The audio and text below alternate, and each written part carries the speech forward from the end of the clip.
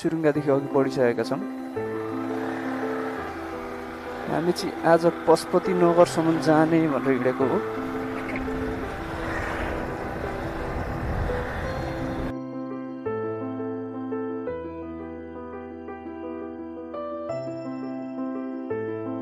Looking ग्लासले धोका दिइराखेको छ मलाई। कहाँ भेटिन्छ ग्यारेज, त्यहाँ गएर बनाइहाल्नु पर्नेछ। आज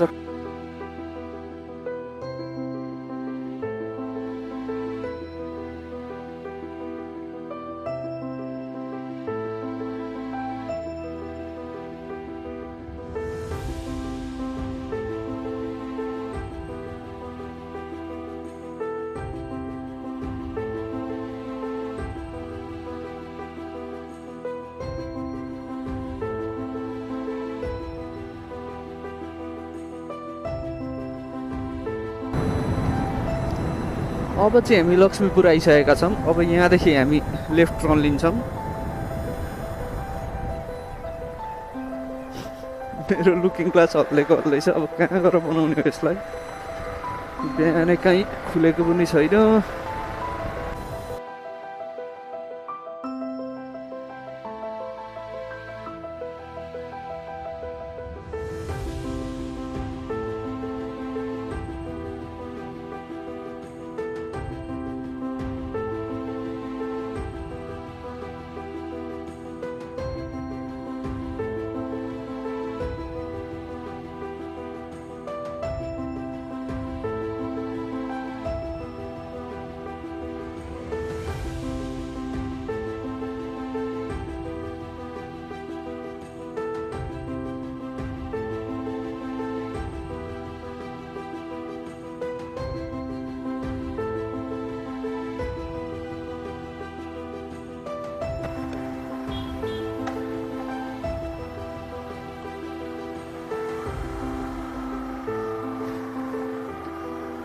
यति गरेर हामीले लुकिङ ग्लास बनाइसकेपछि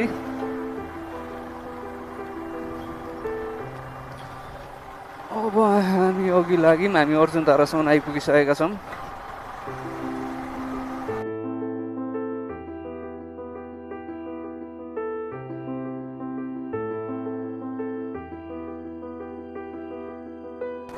मैले ओभरटेक गरेँ यसरी चाहिँ नगर्नु होला, त्यो अर्काको लेन पर्छ।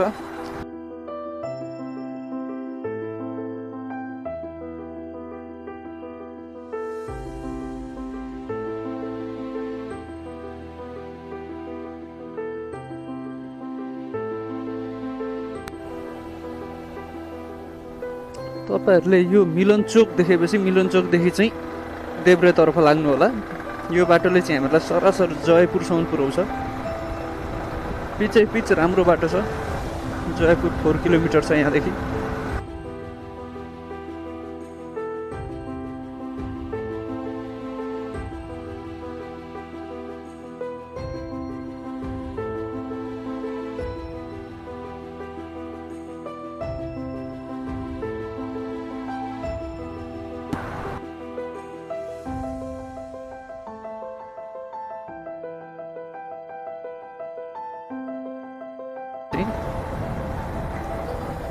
यो चोकबाट यहाँबाट लेखेको छ यतापट्टि बुधबारे भनेर। तपाईँहरू यहाँबाट अब राइट टर्न हानेर बुधबारेतिर जान सक्नुहुन्छ।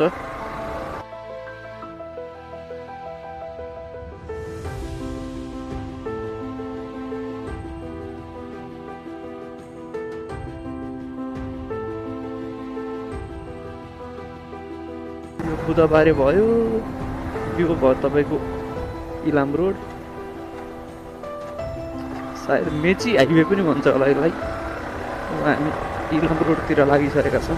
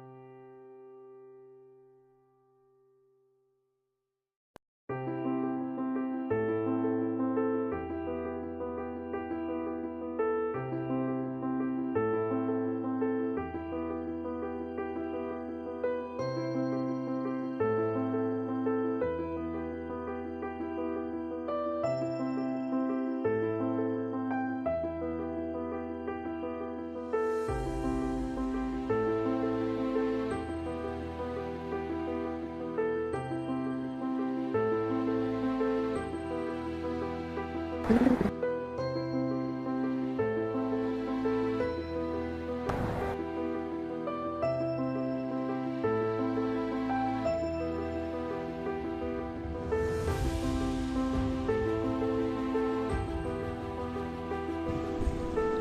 हामी कुटी डाँडा आइपुगिसकेका छौँ। अब यहाँदेखि थोरै अघि लागिसकेपछि हामी पाथिभारा दर्शन गर्ने ठाउँ पुग्छौँ, जुनलाई चाहिँ सानो पाथिभारा भनेर पनि चिनिन्छ।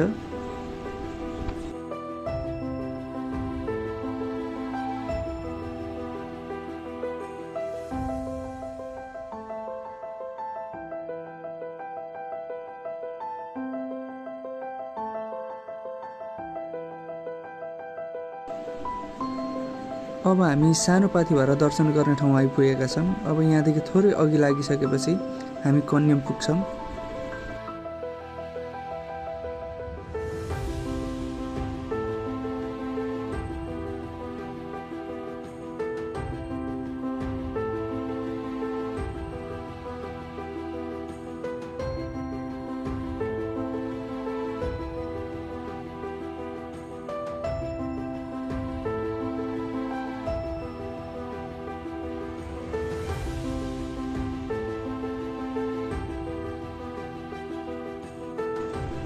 अब चाहिँ हामी कन्याम आइपुगेका छौँ, कन्यामको फोटो खिच्ने ठाउँ। अब हामी यहाँदेखि थोरै अघि लागेर फिक्कलतर्फ लाग्छौँ।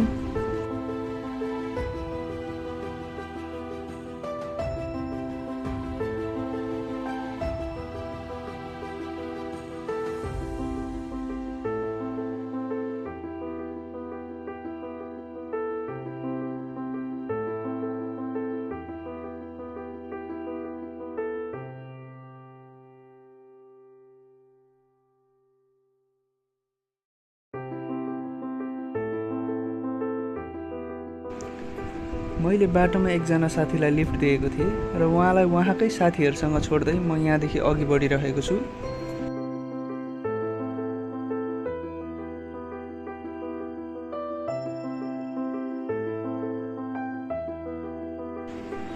यो अगाडि देखिरहेको चाहिँ कन्यामको भ्यू पोइन्ट हो। यहाँ माथिदेखि चाहिँ कन्याम पुरै देखिन्छ।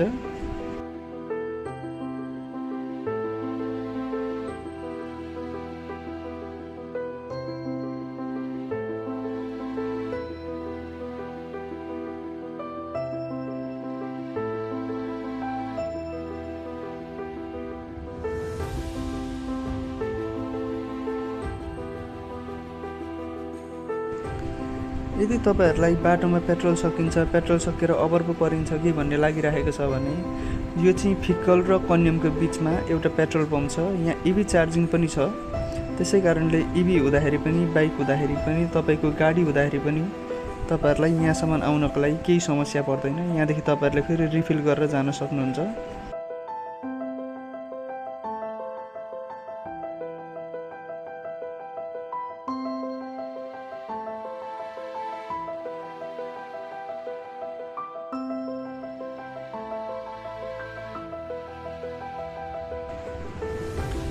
यो साइडमा देखिएको रोड चाहिँ यो अन्तु जाने रोड हो। यहाँदेखि चाहिँ हामी अन्तु पनि जान सक्छौँ र हामी सिधै अगाडि गयौँ भने फिक्कल पुगिन्छ। फिक्कलदेखि चाहिँ हामी इलाम र पशुपति नगरतिर जान सक्छौँ।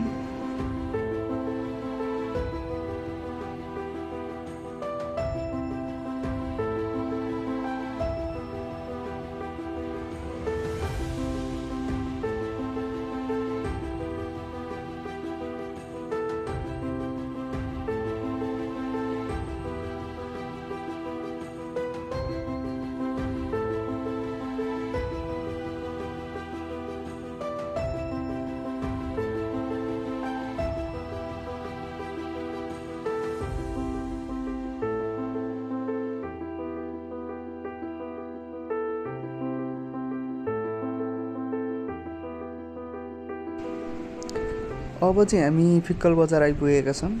यो अगाडिको चाहिँ फिक्कल बजार हो। एकदमै राम्रो बजार छ फिक्कल बजार पनि। लगभग इलामको एउटा ठुलो बजारमा गनिन्छ। र हामी यो अगाडि लाग्दै यो अगाडिको शालिगबाट दाहिनेतर्फ लाग्छौँ र यहाँबाट दाहिनेतर्फ लागेपछि हामी अलिकति तल झर्नुपर्छ। तल झर्दा झर्दै हामी बरबटे पुग्छौँ र बरबटे पुगेपछि त्यहाँदेखि उकालै उकालो छ, जुन चाहिँ पशुपति नगरसम्म जान्छ।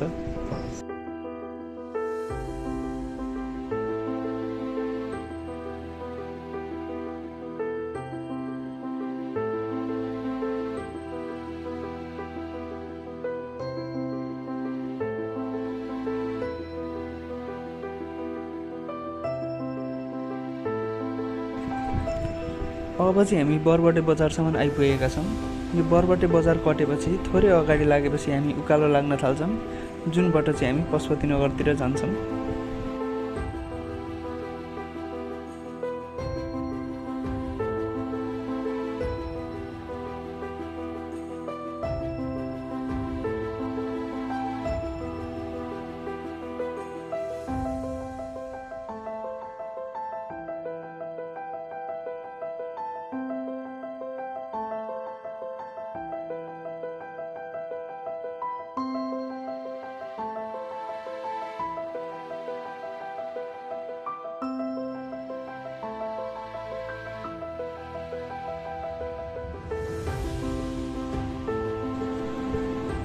सबै उकालो ओह्रालो बाटो कटिसकेपछि अब चाहिँ हामी पशुपतिनगर बजार आइपुगिसकेका छौँ। यो अगाडि देखिरहेको चाहिँ पशुपतिनगर हो र यहाँबाट अब हामी अझै उकालो लागेर योभन्दा अझ ठाडो उकालो लागेर हामी फाटकतर्फ लाग्छौँ। फाटक भनेको चाहिँ यो ठाउँमा बोर्डरलाई फाटक भनिन्छ। जस्तै तल झापाको काँकरभिट्टालाई बोर्डर भनिन्छ भने काँकरभिट्टामा बोर्डर छ भने यो पशुपतिनगरमा चाहिँ फाटक भनिन्छ बोर्डरलाई।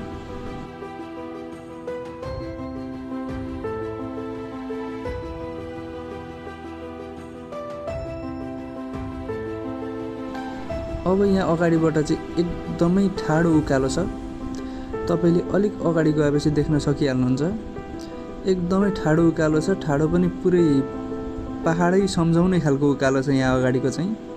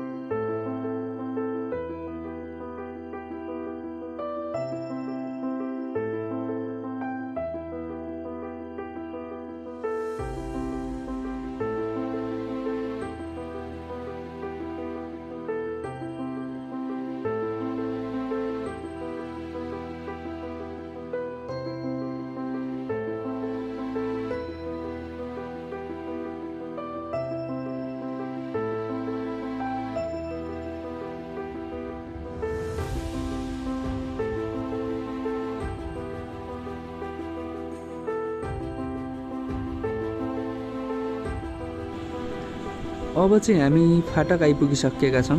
यहाँ अगाडि तपाईँले गेट पनि देख्न सक्नुहुन्छ, नेपाल भ्रमण गरेकोमा धन्यवाद भन्ने एउटा गेट। र यहाँदेखि अगाडि गएपछि चेकपोइन्टहरू सुरु हुन्छ, चेकपोस्टहरू सुरु हुन्छ। यहाँबाट चाहिँ अब हामी डाइरेक्ट इन्डिया पनि जान सकिन्छ। यहाँबाट इलामको मान्छे झापा नजरिकन इलामबाटै इन्डिया जानुपर्ने भयो भने यही पशुपतिनगर फाटकको बोर्डर प्रयोग गरेर जान सक्नुहुन्छ।